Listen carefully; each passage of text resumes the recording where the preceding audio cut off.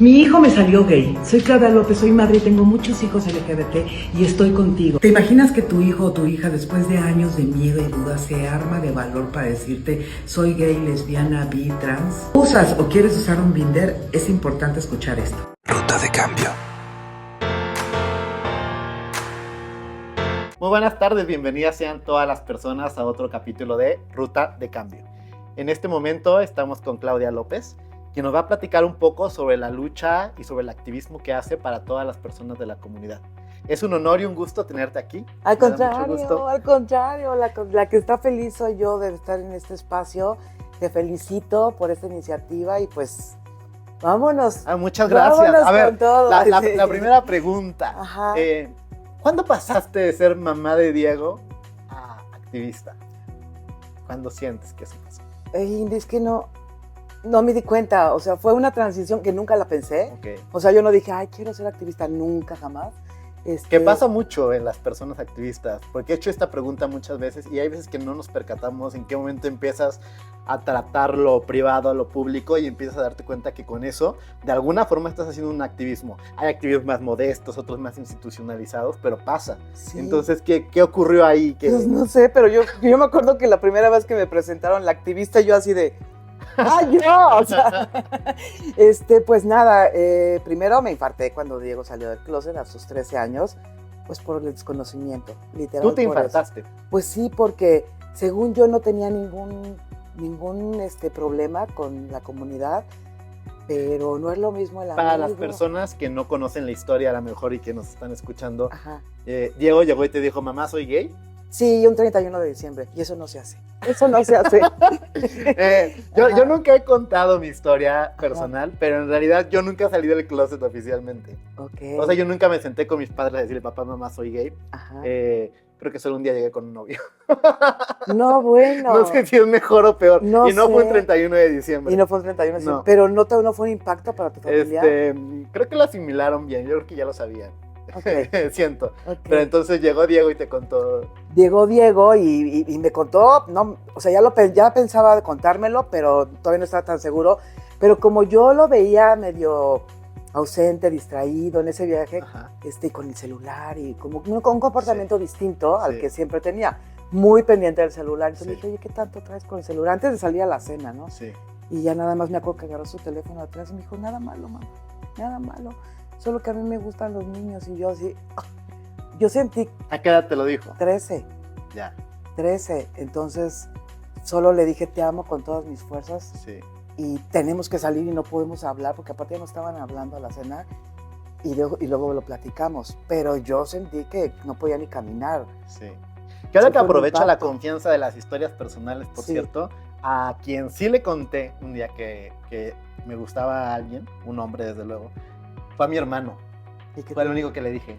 Me acuerdo muy bien que nos sentamos en una banca, no sé si él se acuerda, pero nos sentamos en una banca y le dije, es que tengo un novio y se llama David. Y me dijo, ¿y? Y yo, pues no sé, o sea, ¿qué hago con esto? O sea, ¿qué hago? Y me dijo, pues nada. ¡Qué fortuna! Lo tomó muy bien mi hermano. ¡Qué bueno! Lo tomó bastante bien, lo tomó bastante bien. Lo tomó muy natural. No se asustó, no lo tomó mal. Es más chico que yo, por cierto. Después estudió hasta psicología. No sé si lo mandé a estudiar psicología. Es cierto. Pero bien. No lo tomó tan bien que después estudió psicología. Pero bueno, qué maravilla. Todo bastante bien. A lo largo de la historia occidental, las relaciones entre la vida adulta y las infancias se han interpretado en tres grandes sentidos. Un enfoque indiferenciado, uno tutelar y uno de derechos. Veamos. Enfoque indiferenciado.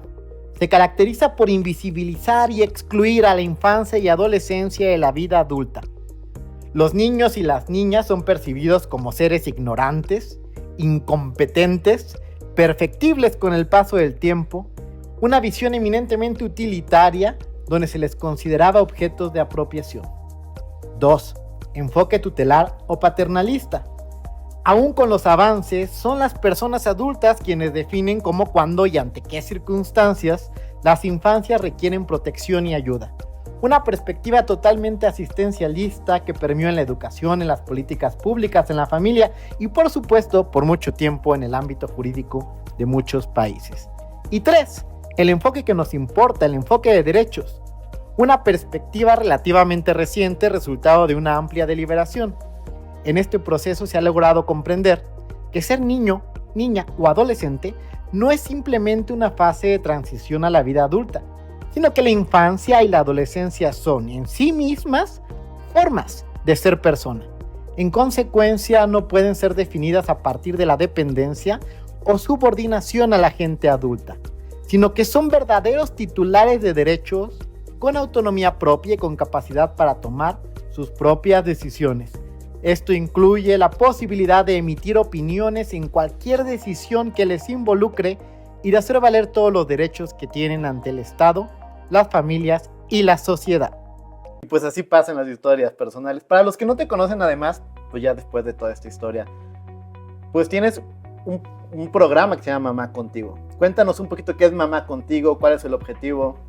Mamá Contigo, literal, me costó mucho trabajo buscar el nombre porque no es cierto, porque es una mamá que está contigo en lo que me digas, que no te juzga, que te escucha y que junto con la persona que está a mi lado busco encontrar una salida a lo que Claro. cualquier situación. Y sobre todo lo que pasa es que yo empecé a trabajar hace muchos años con un grupo de jóvenes que estaban en una situación muy dolorosa. Por ellos empecé a hacer el activismo, no por mi hijo de pronto ya estaba perfectamente bien, su mamá. ¿Y tú? Yo también, porque en cuanto me dijo, Ajá. después de cometer errores y mandarlo al psicólogo, porque errores, mandaste al psicólogo. porque pues sí, porque una no sabe, y entonces claro que lo mandé al psicólogo, porque aparte, después creo que se echó un poquito para atrás y dijo, pobre mi mamá, yo creo que me observó y decía, no, esta se va, Sí. se siente mal. Y entonces cuando regresamos de Valle de Bravo, me acuerdo que le dije, ahorita ya un café, ya que por fin estábamos solos, vamos a un café. Y ahí yo creo que, no creo, él me dijo, como me contó después, que como quiso bajarle y me dijo, bueno, no, o sea, es que soy bisexual. Entonces él me lo dijo como para que 50 de expectativas de que sí, de que no, Sí. solo para que no sufriera tanto. Ya después me contó que eso nada más lo dijo porque, pues, pobre mi mamá. Pero yo en ese momento dije, mi hijo está desorientado, Ya. ¿no? Y qué feo, le dije, no te preocupes, te voy a llevar a terapia. Y lo llevaste a terapia y ¿te acuerdas qué te dijo psicólogo, psicóloga? Maravilloso psicólogo. Digo, porque ahí también entran muchas cosas que ya ahorita platicaremos, por ejemplo, la psicopsic y eso. O sea, es decir, De hay terror. gran riesgo cuando alguien llega con un terapeuta, no de cualquier tipo, porque no sabe, unos dolosamente, otros no dolosamente, por falta de información, etcétera, etcétera.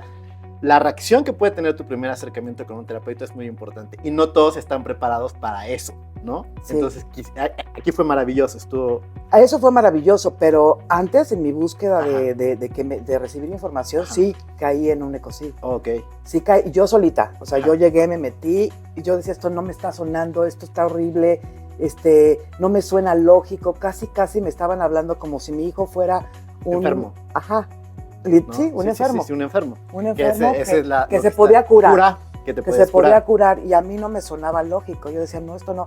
Salí, no sabes, gritar, porque empecé a decirles, ¿por qué tú me dices y por qué tú me dices esto? Y el por qué, dije, no, ya estos ya enloquecieron, esto no está bien, yo me voy de aquí, ¿no? Y me fui muy indignada, porque yo quería respuestas, pero buenas. Claro. Mi intuición, porque hay gente que de verdad, pues sí cae, ¿no?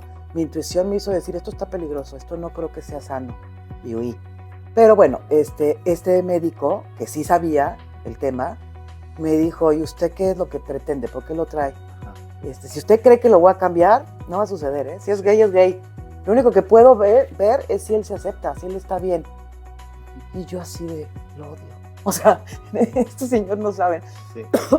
Pero ahí él también ya me daba pues información que ahí sí me sonaba lógico, ¿no? Entonces decía, este señor sí sabe, yo creo que este señor sí sabe. Y con todo y que me dijo que no lo iba a cambiar, yo esperaba afuera de la consulta a que salieran y me dijeran, no, se equivocó, no es. Y así te juro que decía, Dios mío, por favor. Como que hay una especie de esperanza normalizada, ¿no? Porque ante la falta de información, ya ahorita hay más información, gracias Sí. a personas como tú, entre otras Gracias. muchas. Pero ante la falta de información, como que siempre había como una esperanza de, pues bueno, lo respeto, pero ojalá no me toque a mí, Sí, ¿no? Yo No, siento que ajá. es como, preferiría que no.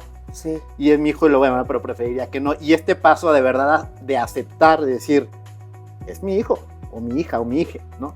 Es Y que lo abrazo pues, con ese amor profundo de aceptación pues no solo de su persona, sino personal de la vivencia con la otra persona. Es que aquí hay mucho egoísmo de los padres, es lo que yo Es quiero, como totalmente, yo es quiero, totalmente. y te formas unas expectativas y casi haces, tú decides lo que va a hacer en su vida, Sí. en tus sueños, ¿no? Y cuando no te cumplen las expectativas, entonces te tiras al drama, que es como yo hice, ¿no? Que me lleva a dos puntos que me interesa mucho platicar. Uh-huh. El primero, la idea del desarrollo progresivo de la niñez y de las adolescencias. Las infancias y adolescencias no son un grupo heterogéneo. En ellas se presenta una gran variedad en el grado de desarrollo cognitivo y emocional, en la experiencia y información con la que cuentan. La Suprema Corte ha señalado en diversas ocasiones que los niños, niñas y adolescentes ejercen sus derechos de manera progresiva a medida que desarrollan un mayor nivel de autonomía personal. Se ha reconocido que pueden disponer del ejercicio de sus derechos en virtud de la evolución de sus propias capacidades, y las personas cuidadoras tienen la obligación de orientarles para que puedan alcanzar dicho desarrollo psicológico, social y emocional. Es decir, romper con esta idea paternalista de que son los padres quienes toman todas las decisiones de la niñez. Porque la niñez tienen suficiente autonomía para tomar decisiones sobre su vida personal y su desarrollo, en la medida progresiva que lo van haciendo. Y siento que había mucha idea histórica y estructurada de que pues casi los hijos son una propiedad de los padres y las madres, sin margen de actuación y decisión hasta en tanto agarran, digamos, la mayoría de edad. Y eso no es cierto en realidad, ¿no? Está feo porque lo inhibes, o sea, Lo inhibes. tú estás inhibiendo una personalidad. Yo lo hacía, no bailes así, o sea, ¿sabes? Es que él bailaba Sí. y luego hasta se ponía como unas faldas. Y Sí. yo así traumada, ¿no? Porque Sí. yo ya veía venir las cosas. Pero me despistó porque luego intentó tener novias. Y yo ya decía, ay, no, pues estaba yo loca, estaba pensando, ¿no? Mal. Pero yo sí veía cosas e inhibía a su manera. Era de, no bailes así. Y me acuerdo, pobrecito, que le ponía a Chayanne, le decía, mira, fuerte, así, no sé qué, no los pasos. Y él me veía como con mucha frustración de que yo le decía que estaba Sí. mal, lo que estaba haciendo estaba A mal. mí mis padres nunca me inhibieron, la verdad, pero sí uno detecta ciertos gestos, por ejemplo, cuando les dije que quería tomar clases de jazz. Sí, O cuenta la historia, por ejemplo, ya si mi madre me está escuchando se va a acordar, pero ajá. cuando entramos a la primaria, había dos posibilidades, elegir karate o danza. Y yo elegí danza. Y mi mamá se fue a pelear con la directora para que me pasaran a karate. Y la directora le dijo, es que su hijo eligió danza. Claro. Me cambiaron a karate. Después fue muy buen karateca y también muy buen bailarín. Pero es este proceso de construcción también de aceptar que son niños, niñas que están tomando decisiones sobre su vida y sobre sus propios gustos. Y también Sí. este proceso de deconstrucción social del género y de que unas cosas son para unos y otras cosas son para otros, que tampoco es cierto en realidad. Porque bien podría ser también una perfecta persona heterosexual que le gusta la danza. Por supuesto. En Ahí mi caso. tenemos un bailarín maravilloso, Isaac, es heterosexual, ¿no? Ajá.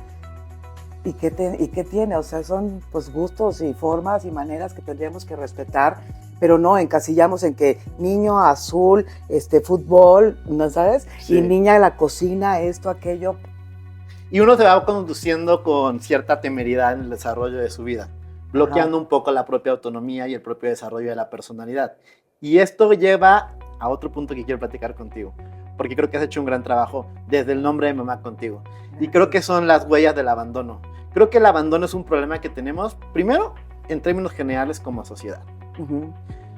Porque, pues también cierto es que creo que en la formación actual, padres, madres cada vez se involucran menos con sus hijos en actividades o en acompañamientos realmente profundos, sensibles, humanos, ¿no? Y ahorita también tanta tecnología, los mandan para aquí, para la clase, para allá. Y las personas se van sintiendo solas en sociedad, y cuando son además personas de la comunidad, se van sintiendo aún más solas. Y cuando hay rechazo, traes huellas de abandono y rechazo. Entonces quiero que me hables tú de tu perspectiva, cómo ves y cómo crees que han trascendido estas llagas tan dolorosas para los seres humanos y para las personas, que no son cosa menor desde mi perspectiva, porque además trascienden al desarrollo societario, de cómo nos desenvolvemos como una sociedad verdaderamente empática, equitativa, igualitaria. Es que, ¿qué te digo? Mucha gente de la comunidad va en desventaja. O sea, tú tienes una vida bien bonita, es un privilegio, Es ¿no? totalmente un privilegio. Pero yo conozco, bueno, desde que empecé, que tuve este grupo de jóvenes, eran chavos corridos de casa, solo porque pues dijeron mamá, papá, soy Sí. gay, o soy bi, o soy trans, y pues muy solitos, ¿no? Ya pensando en cosas, pues en su mente ya cositas feas, porque pues a veces prefieren no estar, porque pues ¿cómo puedes salir adelante si en tu propia casa estás recibiendo El primer rechazo. el primer Es tu rechazo? acercamiento humano Sí. y tu primer rechazo. Es a quien tú necesitas que te apoye, tu familia, ¿no? Y aparte, esto no es que se me ocurrió, esto es porque así naces. Entonces, es impresionante. La célula básica de la sociedad es la familia, cualquier entendimiento de familia, ¿no? Pero Ajá. es la familia, o sea, tu núcleo, Sí. donde estás, donde naciste, donde tu primer acercamiento, hermanos, abuelos, abuelas, padres, madres, ¿no?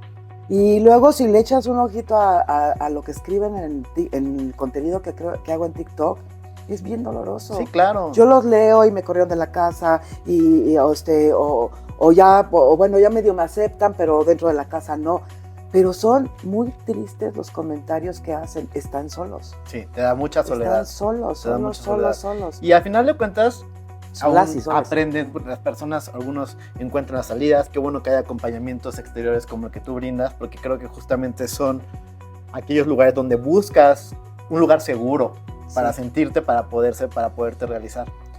A veces uno sigue creciendo con ciertas huellas de rechazo y uno va aprendiendo a girarlo. Ahorita me dijiste, por ejemplo, tú tienes una parte muy privilegiada que yo claramente siempre la he dicho públicamente, sí. Tuve una bendición de tener una gran familia, pero también es cierto que eso no te blinda frente a la sociedad, frente a otro tipo de rechazos y Por otro tipo de supuesto. discriminación. Creo también que, por ejemplo, en mi caso específico, que yo entiendo que no es el de todas las personas, gran parte de mi éxito, o sea, de haber crecido, de haber estudiado tantas cosas y todo, es porque uno se va encapsulando y buscando manera de ser respetado frente a otros.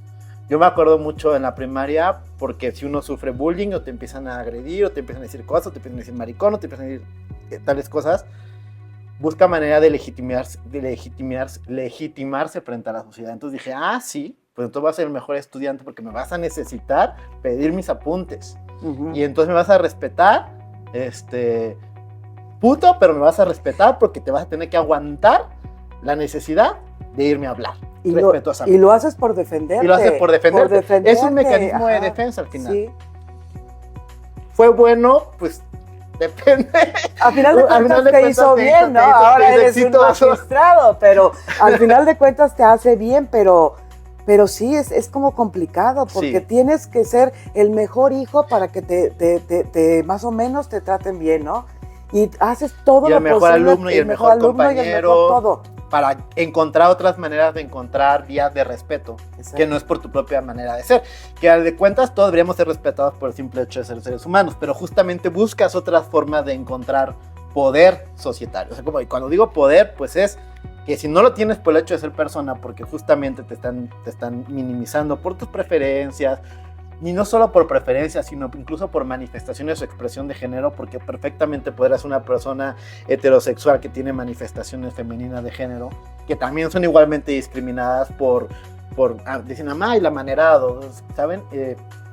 Esa manera de encasillar y discriminar siempre pone en desventaja y en huellas profundas de rechazo, abandono y soledad a las personas, que son las que hemos tenido que sortear.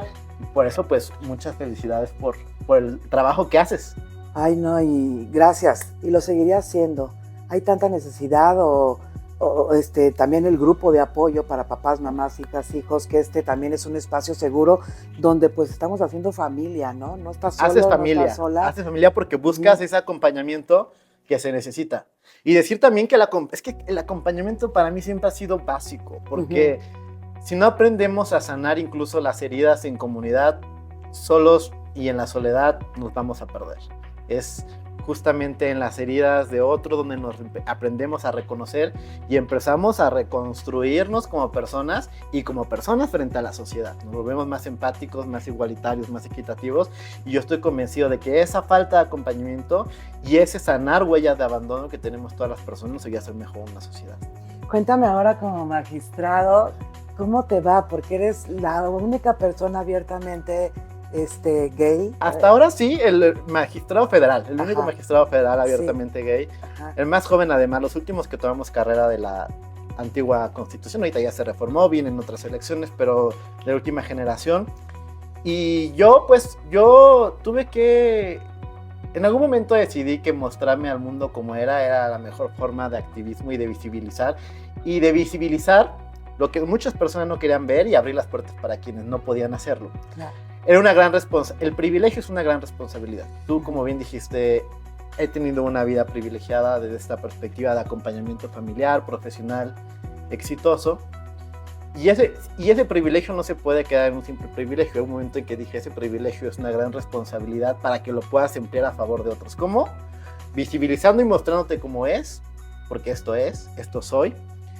Y porque además creo que dentro de las virtudes de una persona juzgadora está la honestidad y está la independencia. Las personas independientes, y ahora que se habla mucho de la independencia judicial, tienen que ser personas auténticas. Uh-huh. Yo no podría ir por el mundo con una cara falsa de una autenticidad que no soy. Entonces, creo que me puede hacer mejor persona juzgadora y mucho mejor magistrado, mostrarme auténticamente como soy, con esta libertad y con esta autenticidad de vida que he tenido el privilegio de poder hacer. Pues eres un ejemplo, porque eso, a final de cuentas, de pronto a quien te ve, es decir, sí puedo llegar hasta allá. Y no pasa nada. Y no pasa. Y no pasa nada. Y algún día voy a estar completamente fuera del closet, porque hay mucha gente que todavía está de verdad en la oscuridad, en el silencio, sin poderlo contar. Cuando se acercan ciertas personas y te cuentan y te dicen, es que te vi, mira, me motivaste, es muy bonito. ¿Cómo no? Y contrarresta también la otra parte. ¿Cómo no? De todo el hate que uno sigue recibiendo. Sí, bueno, en redes claro, sociales, por supuesto, ¿verdad? también. Amenazas, hate, pero al final dices, pues es lo que toca, ¿no? Uh-huh. Me siento bien con eso. Sí, porque aporta algo. Sí. Que ahora que hablamos de aporte, por ahí me dijeron también que, de hecho, aunque de manera indirecta, fuiste uno de los grandes pilares para la creación de Jack México. Ah, bueno. Otra historia de vida. Eso es algo, pues bueno, sí, lo que pasa es que ese grupo de jóvenes que yo te cuento que conocí en situación de calle, sí. Pues mi hijo salió a los 13, como 13 y medio por ahí, empecé a conocí a Iván Tagle y a otros chicos que estaban. Gran activista sí, también. Sí, bueno, ahora pues gracias a toda la labor de él y de otras personas, se logró que se prohibieran las terapias de conversión, ¿no? Exactamente, era mi eslabón, ahorita pasamos a ese tema, pero sí. Exactamente, pero pues así lo conocí y a mí se me iba la vida. Fue la primera persona que me tocó el corazón, que yo decía, aquí hay una mamá contigo, ven acá, lo abrazaba, lo apapachaba, lo cuidaba y me los llevé a mi casa. Ya. Y entonces de pronto pues ya tenía ahí 70 chavos en mi casa y ahí empecé ahí aprendí a pasos agigantados, porque era escuchar a cada uno, a cada una lo que estaban viviendo. Ellos me enseñaron, son mis maestros. Oh, qué bonito. Ajá, y entonces... Sí, uno aprende de todas las personas, sí, es una retroalimentación. Ajá, ellos muy fueron, satisfactoria. Pues gran inspiración para mí, la verdad, sobre todo y la vida de Iván, que fue muy dolorosa. Para mí yo la viví a su lado. ¿Cómo ves que van las ECOSIC en México? Los ECOSIC, o esfuerzos para cambiar la orientación sexual, identidad o expresión de género, son prácticas profundamente dañinas que vulneran los derechos fundamentales de las personas. Quizá los conozcas como terapias de conversión, pero es crucial entender que estos actos no solo son crueles e inhumanos, sino que incluso constituyen tortura. La diversidad sexual y la identidad de género no son una enfermedad ni un trastorno. Las orientaciones sexuales y las identidades de género diversas son expresiones naturales de la humanidad.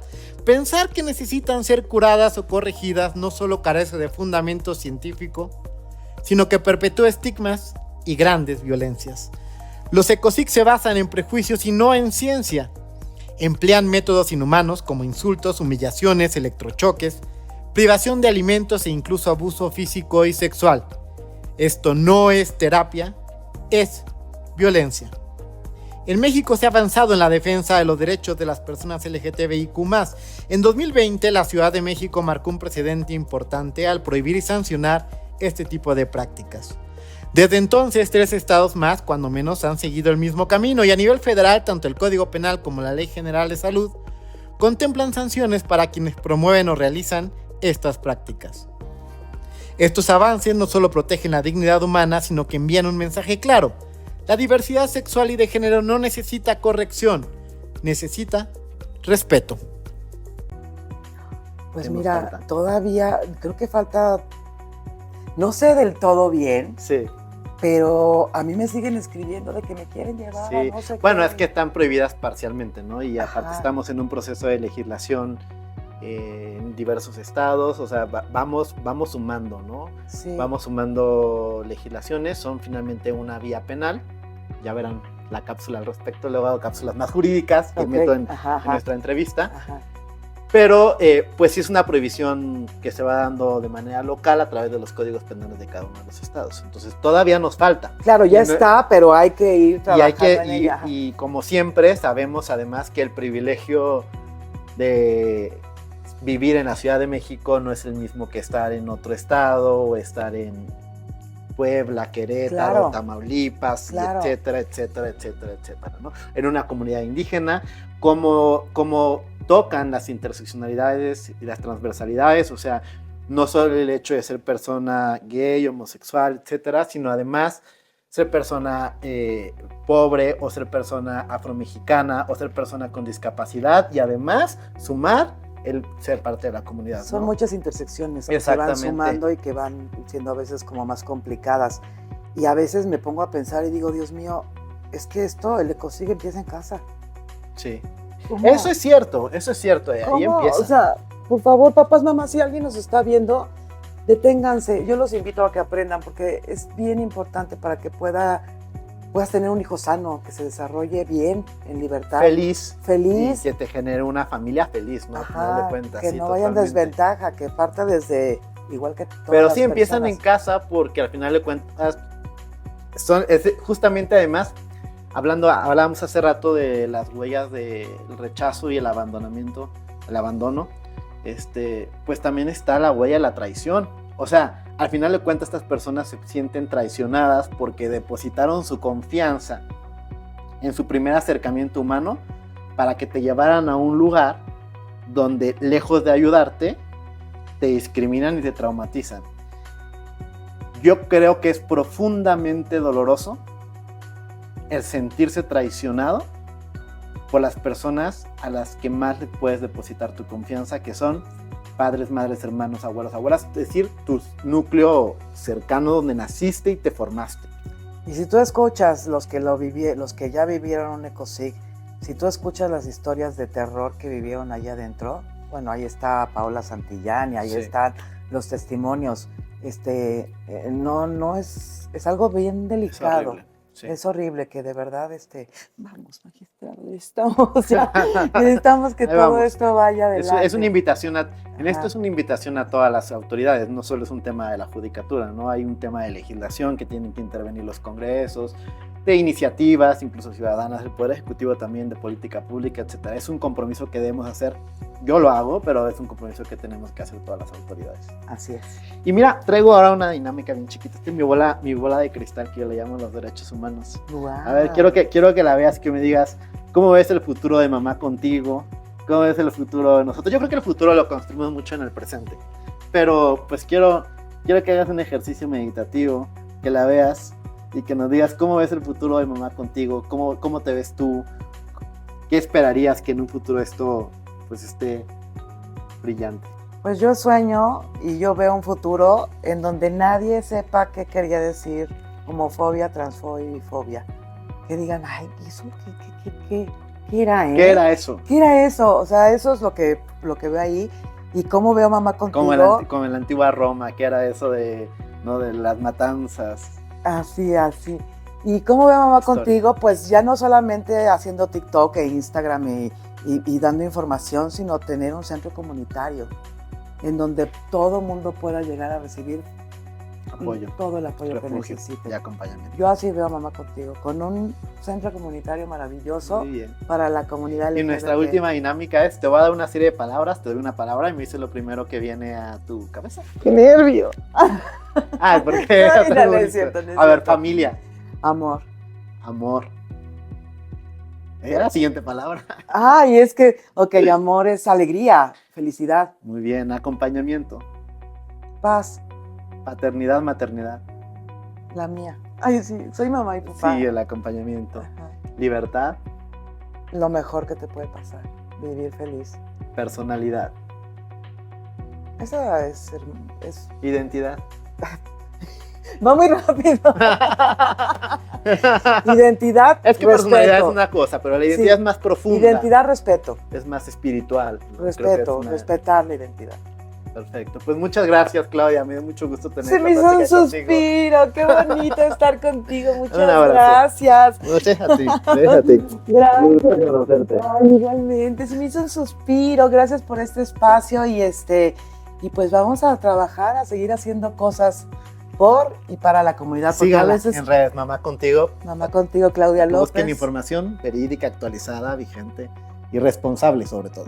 Gracias. Y pues nada más, como siempre digo, a vivir y ser feliz. Hasta luego. Hasta luego.